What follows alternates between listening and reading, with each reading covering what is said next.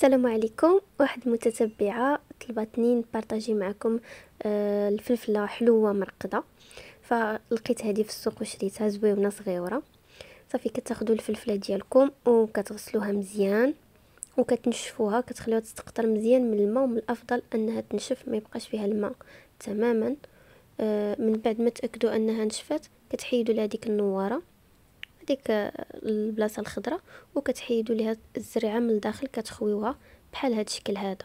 المهم راه بالنسبه للترقاد راه كاينين بزاف ديال الطرق، كاين ترقاد بالماء وكاين ترقاد بالزيت. انا الطريقه هذه غادي نديرها بالزيت، وكانت كديرها الام ديالي بزاف. مهم اني كاملين هنايا خويتهم من الزريعه، ودابا خديت الملحه وغادي نعمرهم بالملحه بحال هذا الشكل هذا. غنعمرهم كاملين وغادي ناخد شي قرعه تكون معقمه وتكون محكمه الاغلاق، كتسد مزيان ما كيدخلش ليها الهواء.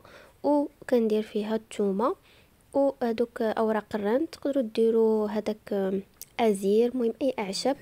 وصافي وكتبقاو كتعمروا هكا بهذا الشكل هذا، وكديروا مره الثومه والاوراق ديال الرند مع الجناب، وفي الاخير كنكب زيت الزيتون مزيان حتى الفوق، يعني حتى تغطى بالزيت. صافي بحال هكا غادي نخليه حتى يوجد، وديك الساعه غادي نبارطاجي معكم النتيجه.